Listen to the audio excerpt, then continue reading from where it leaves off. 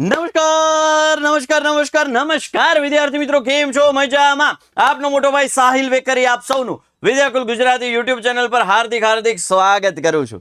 આજે છે વાહ ભાઈ વાહ 9 તારીખ 9 જૂન એટલે કે શાળાનો પ્રથમ દિવસ, નવા ધોરણનો પ્રથમ દિવસ, નવા સત્રનો પ્રથમ દિવસ. First of all congratulations for your first day completion. પહેલો દિવસ કમ્પ્લીટ કર્યો એટલે આજનો દિવસ એટલે નવા સપનાઓનો દિવસ, નવા આકાશની અંદર નવી પાંખોથી ઉડવાનો દિવસ.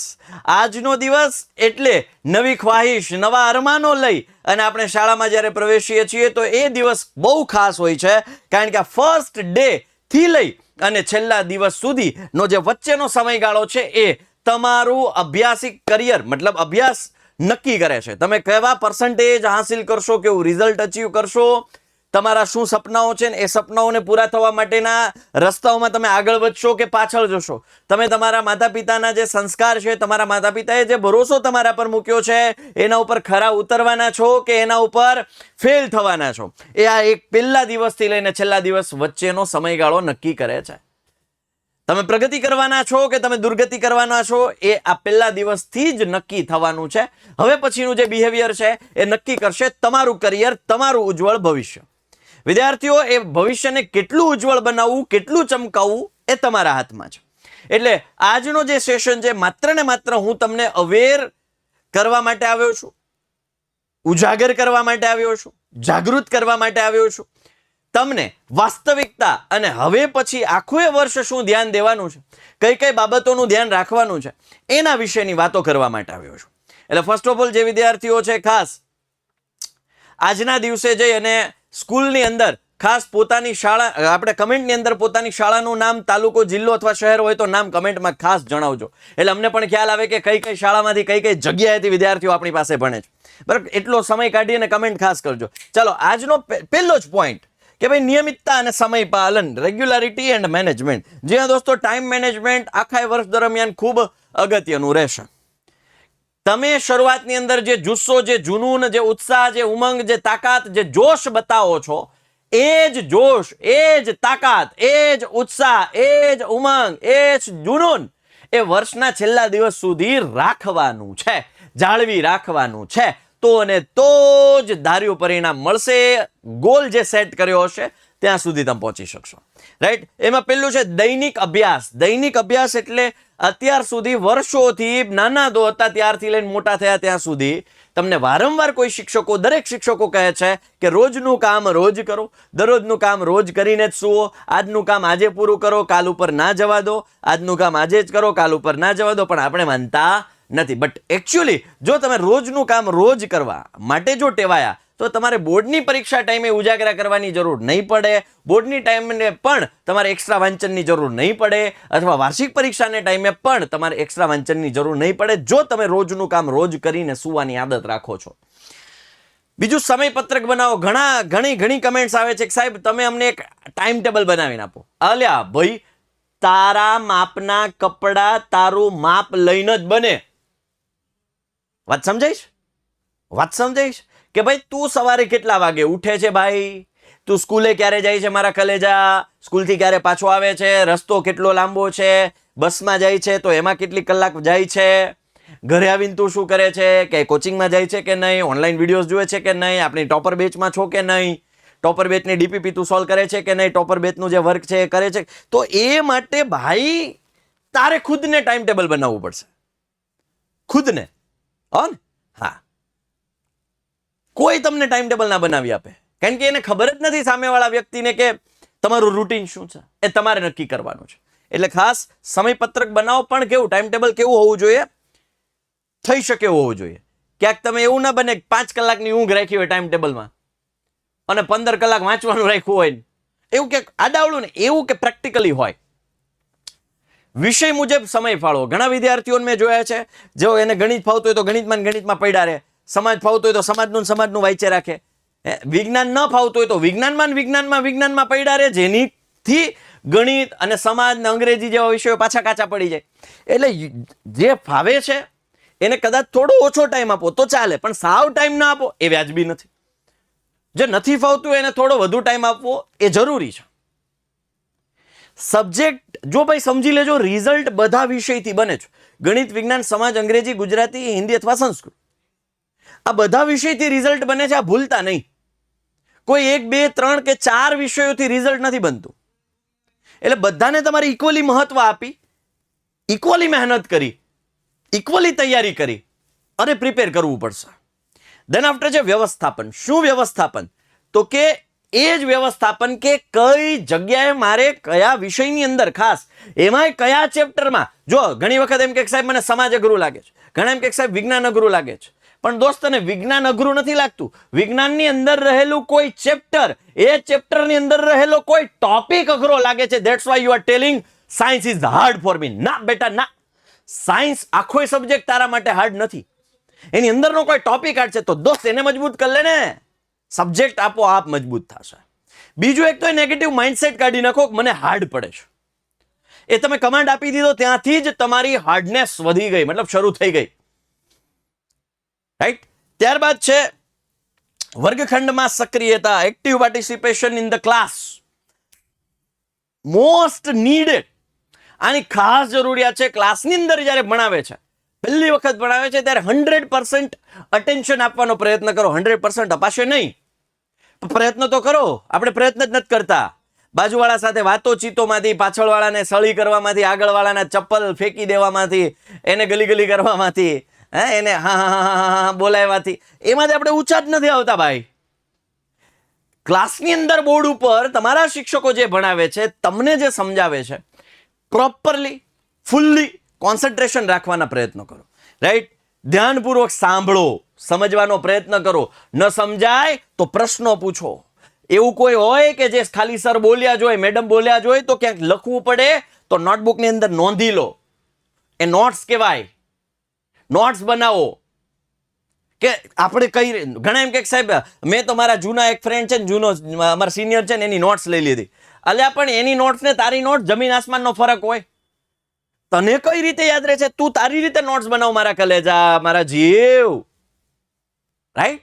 તો ખાસ ક્લાસની અંદર એક્ટિવ હોવા જોઈએ, કમ્પ્લીટ. આ તો ક્રિકેટની ટીમ પાડવામાં જીવ હોય, આજુબાજુમાં હા નક્કી કરતા આપણે આ રવિવાર ટીમ પાડવાની છે. સ્વ અભ્યાસ અને પુનરાવર્તન. ક્લાસની અંદર ભણ્યા પછી સેલ્ફ સ્ટડી અને રિવિઝન બોથ આર ઇમ્પોર્ટન્ટ. ઘણા કે સાહેબ સ્કૂલેથી આવીને હું 5 કલાક સેલ્ફ સ્ટડી કરું. હું કહું હું કર 5 કલાકમાં? મને કહેતો એ કે સાહેબ સ્કૂલેથી હોમવર્ક આપ્યું એ કરું, કોચિંગમાં આપ્યું હોમવર્ક એ કરું, ચોપડો પાક બાકી હતો જૂનો એ બનાવ્યો, સ્વાધ્યાય પોથી બાકી હતી એ પૂરી કરી. એટલે એને સેલ્ફ સ્ટડી ન કહેવાય જીવ. સેલ્ફ સ્ટડી કોને કહેવાય? તો કે તમે સ્કૂલના, કોચિંગના કે હોમવર્કના ટાઈમ સિવાયના ટાઈમમાં તમે વાંચવા બેસો છો, દાખલા ગણવા બેસો છો, પ્રેક્ટિસ કરવા બેસો છો, એને કહેવાય સેલ્ફ સ્ટડી. આને સેલ્ફ સ્ટડી ના કહેવાય ભાઈ. રાઈટ. બીજું રિવિઝન, રોજે રોજનું રિવિઝન. કીધું ને રોજનું સુવો એ પહેલા બધું આજનું જે ભણ્યા હોય ફટાફટ રિકોલ કરીને સુવાની ટેવ રાખો. પાઠ્યપુસ્તકને પ્રાધાન્ય. ભાઈ ટેક્સ્ટ બુક એ આપણી ગીતા, બાઇબલ અને કુરાન છે. આ વર્ષોથી મારું સૂત્ર છે ભાઈ. ટેક્સ્ટ બુક પહેલા કરો, પહેલા સચોટ કરો, કમ્પ્લીટ કરો, પછી કોઈ રેફરન્સ બુકનો આધાર લો. પૂર્વ પરીક્ષાઓનું વિશ્લેષણ. પૂર્વ પરીક્ષા એટલે PYQs, પ્રીવિયસ યર ક્વેશ્ચન્સ. કે ભાઈ આ ચેપ્ટરમાંથી ગયા વર્ષોમાં કેવા કેવા પ્રશ્નો પૂછાયા હતા, તો મારે એના ઉપર વધારે ભાર દેવાનો છે. કઈ પેટર્ન પ્રમાણે પૂછાય છે, ક્લિયર થાય છે. ત્યારબાદ ગ્રુપ સ્ટડી. ગ્રુપ સ્ટડી બહુ ઇમ્પોર્ટન્ટ છે. તમારું મિત્ર વર્તુળ એવું બનાવો કે જે ભણવાને ઈચ્છુક હોય. એવું નહીં કે ટાઈમ પાસ કરે, એવું નહીં કે તમને ભટકાવે, એવું નહીં કે તમને તમારા ગોલથી દૂર લઈ જાય. એવું તમારું ગ્રુપ ના હોવું જોઈએ કે જે તમને ભણવાથી અળગા કરે. ભણવા તરફ લઈ જાય એવું ગ્રુપ હોય તો એની સાથે ડિસ્કશન કરો, ચર્ચા કરો. કોઈ પ્રશ્ન ન સમજાય તૈયારી કરો, એને કયો મને સમજાવે, તમે એને સમજાવો, તો તમને વધારે યાદ રહેશે. બરાબર. એટલે ખાસ સ્વ અભ્યાસ અને પુનરાવર્તન, સેલ્ફ સ્ટડી એન્ડ રિવિઝન જોઈએ જ. આયોજન અને લક્ષ્ય નિર્ધારણ. લક્ષ્ય નિર્ધારણ ઘણા એમ કે સાહેબ આ વખતે તો છે ને સાહેબ આપણે 95% લાવવા છે. અરે વાહ, સરસ. એ થયું લાંબા ગાળાના લક્ષ્ય. એ લક્ષ્ય ભૂલાવા ના જોઈએ. 95% લાવવાથી લક્ષ્ય ભૂલાવવું ન જોઈએ, પણ એના માટે તમને ટૂંકા ગાળાના લક્ષ્યો વધારે હેલ્પફુલ થશે. ટૂંકા ગાળાના લક્ષ્યો એટલે શું? કે ભાઈ આ રવિવાર, મતલબ આમ તો માનો કે સોમવારની વાત કરું, આજના દિવસે મારું જે ગણિતની અંદર પેલું ચેપ્ટર છે એને 1 કલાકની અંદર રિવિઝન કરવાનું છે. એ થાય તો જ હું સૂઈશ. આને ટૂંકા ગાળાનો ગોલ કહેવાય. આ રવિવાર આવે છે તો આ રવિવારે હું મિનિમમ 6 કલાક સેલ્ફ સ્ટડી કરીશ કે જેમાં હું 6 વિષયનું આખા અઠવાડિયા દરમિયાનનું જે રિવિઝન છે હું કરીશ. ગુજરાતીનો કોઈ પાઠ છે, કોઈ કાવ્ય છે, એને લગતા પ્રશ્નો, મોટા પ્રશ્નો છે, કોઈ પાત્રનું લેખન છે તો હું તૈયાર કરીશ. એને નાનો ગોલ કહેવાય. એને કહેવાય ટૂંકા ગાળાના લક્ષ્યો. એ ખાસ એનાથી જ તમે મજબૂત બની શકો. આખી ઇમારતની દિવાલ હોય, દિવાલની ઇમારત મતલબ ઇમારતની દિવાલ હોય તો એ કઈ ઉપાડીને ના મૂકી હોય. એક એક ઈંટ ઈંટ ઈંટ ઈંટ ઈંટ ઈંટ ઈંટ ઈંટ ઈંટ ઈંટ ઈંટ ઈંટ ઈંટ ઈંટ ઈંટ મૂકી મૂકીને દિવાલ બની હોય. વાત સમજાય છે? એટલે નાના ગાળાના લક્ષ્યો એટલે કે ટૂંકા ગાળાના લક્ષ્યો એટલે કે શોર્ટ ટર્મ ગોલ, એનાથી જ તમે સક્સેસ સુધી પહોંચી શકો. બરાબર. ત્યારબાદ છે પ્રગતિનું મૂલ્યાંકન. એટલે કે જે પ્રોગ્રેસ થઈ રહ્યો છે તમારો એનું ઓબ્ઝર્વેશન કરવું. ભાઈ જો હું માનો કે તૈયાર કરું છું, મને કેટલું આવડે છે, મને ક્યાં નથી આવડતું, કયો ટોપિક ભારે લાગ્યો તો એના ઉપર મારે ફરીથી પાછી મહેનત કરવાની જરૂર છે. એનું ઓબ્ઝર્વેશન એ કરવાનું. તમે જોજો ઘણી વખત તમારી સ્કૂલમાં ટેસ્ટ લેવાય, માનો કે 50 માંથી 40 આવ્યા તો 40 આવ્યા એનું જશ્ન મનાવશો, 10 આવ્યા એનું દુઃખ વ્યક્ત નથી કરવાનું. નથી જ કરવાનું. 10 ક્યાં કપાણા એમ મતલબ 10 આવ્યા મતલબ 10 ક્યાં કપાણા એનું દુઃખ નથી કરવાનું. પણ એની ચિંતા થોડી એવી કરવાની, એની ગંભીરતા રાખવાની. 10 ક્યાં કપાણા લાવું જોઈ લો, કયા પોઈન્ટ મારા વીક છે, ક્યાં 10 કપાણા, નેક્સ્ટ ટાઈમ મારે ક્યાં ધ્યાન રાખવાનું છે, બોર્ડમાં સવાલ આવે તો શું ધ્યાન રાખવાનું. આપણે એના ઉપર ક્યારેય ચર્ચા નથી કરતા, આપણે એના ઉપર ક્યારેય નથી વિચારતા, આપણે નથી એના ઉપર ક્યારેય કામ કરતા. એટલે તમારી જે ટેસ્ટ લેવાની એ 0 થઈ ગઈ. આપણે એના ઉપર ધ્યાન જ નથી દીધું ક્યારે કે કપાઈ છે ક્યાં, એની ચર્ચા કરો, એનું ધ્યાન દો, એના ઉપર મનન કરો, મંથન કરો અને એને ચિંતન કર્યા બાદ તમે કમ્પ્લીટ કરો. નેક્સ્ટ ટાઈમ પૂછાય હવે મને કડકડાટ આવડવું જોઈએ, હવે મારો 1 માર્ક ન કપાવવો જોઈએ. એવું તો આપણે કરતા જ નથી. જરૂર છે, આની પણ જરૂર છે. ત્યારબાદ છે સ્વાસ્થ્ય અને મનોબળ. યસ, તમને થાય સાહેબ આવું હોત વર્ષ દરમિયાન ધ્યાન રાખવાનું. હા ભાઈ, આ સાથે હશે તો બધું થશે. આ સાથે હશે તો બધું થશે. બાકી આગળની 4 સ્લાઇડ નકામી છે. સ્વાસ્થ્ય ઉપર પણ તમારે ફોકસ રાખવાનું છે. બરાબર. પૂરતી ઊંઘ, પૂરતી કીધી છે, એક્સ્ટ્રા નહીં, પૂરતી કીધી છે. હવે તમે 10મા ધોરણની અંદર છો, 6 થી 7 કલાકની ઊંઘ પૂરતી ઊંઘ જ કહેવાય, ઘટતી ઊંઘ ના કહેવાય. તમે 8-8, 9-9, 10-10 કલાક ઊંઘ લો છો, એવું બંધ કરી દો. ના, મેક્સિમમ 7 કલાક દો. 7 કલાકે આપણું શરીર કમ્પ્લીટ કામ કરે, કોઈ જ પ્રોબ્લેમ ના આવે, કોઈ જ પ્રોબ્લેમ ના આવે. બરાબર. ત્યારબાદ છે પૌષ્ટિક આહાર. જંક ફૂડ હું તો કહું 10મા ધોરણ 9મા ધોરણમાં ને કાયમિક માટે માપે રાખો. તમારી જે આ જનરેશન છે એને ખાસ અમારે કહેવાનું, તમે બિલીવ નહીં કરો, મેં મારી લાઈફનો ફર્સ્ટ પિઝા, મારી લાઈફમાં મેં ફર્સ્ટ પિઝા એ કોલેજના ફર્સ્ટ યરમાં ખાધો નહીં, મારા ફ્રેન્ડે બર્થડેમાં ખવડાવ્યો હતો. મારી લાઈફનો ફર્સ્ટ પિઝા કોલેજના ફર્સ્ટ યરમાં ખાધો. અને આહડાઓ અત્યારમાં આવડા ટાબરિયા હોય એ પિઝા કરતા હોય. મને તો પેલા બોલતા નહોતું આવડતું.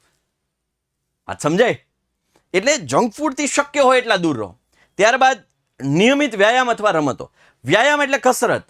હું એમ નથી કહેતો જીમ જોઈન કરો, એમાં ખર્ચો કરો, 5,000 10,000 વગાડો. ઘરે પણ નાની એવી કસરતો થઈ શકે. બીજું રમત રમો, આઉટડોર ગેમ રમો. દિવસની 1 કલાક રમવાનો સમય ફાળવો. કદાચ 1 કલાક ઓછું ઊંઘશો ને તો ચાલશે, પણ 1 કલાક રમવા નહીં જાઓ તો એ નુકસાની છે. એ સાહેબ એવું? હા, 1 જ કલાક. પછી આ વાત કરીને ઘરે એમ ન કહેતા અમારે સાહેબે કીધું છે રમવાનું, અમારે સાહેબે કીધું છે રમવાનું, એમ કરીને 3 કલાક કાપી આવે બહાર જઈને. ના ભાઈ, કલાક 1 આઉટડોર ગેમ્સ, એમાં મોબાઈલ ના આવે. સાહેબ આઉટડોર ગેમ આવે ને અમે ઓટલે બેહીન ફ્રી ફાયર રમશું. આઉટડોર ગેમ, અરે તારી ભલી થાય કલેજા. આઉટડોર ગેમ્સમાં આવે ક્રિકેટ, પકડદાવ, પછી સંતા કુકડી, થપ્પોદા કહેતા અમે જ્યારે નાના હતા ત્યારે. કલરે કલર નાના હતા ત્યારે રમતા. જોકે હવે તમે ભૂંડા લાગો મોટા થઈ ગયા કલરે કલર રમવા, પણ પકડદાવ તો રમી શકો. નારગોલ, પથ્થર હોય એની ઢગલી કરી એક મોજાનો દડો હોય એનાથી રમવાની. ભાઈ ભાઈ ભાઈ ભાઈ અજબ મજા આવતી.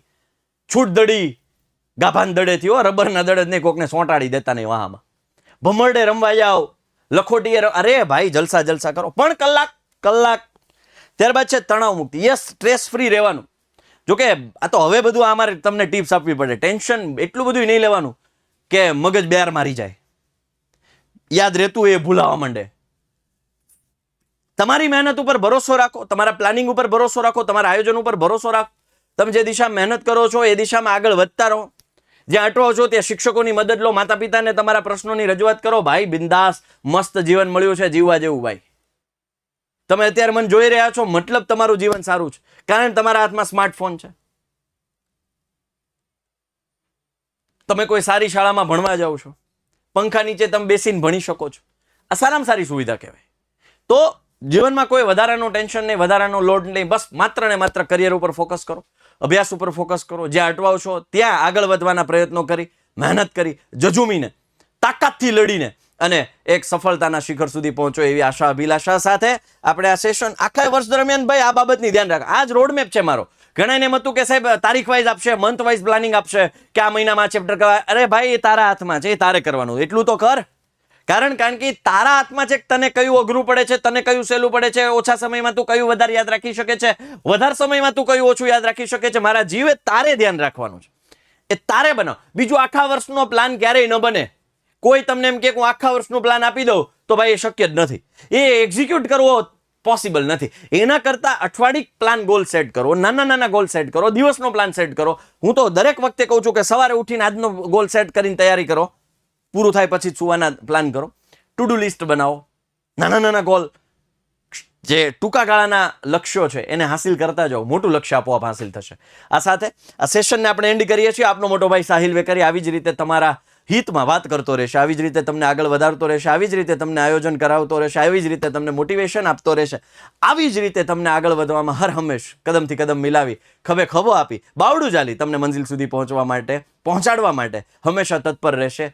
આપનો મોટો ભાઈ સાહિલ વેકરી આપ વચ્ચેથી રજા લઈ રહ્યો છે. Bye, take care. જય હિન્દ, જય ભારત. ભારત માતા કી જય. વંદે માતરમ. જય જય ગરવી ગુજરાત. જય હિન્દ.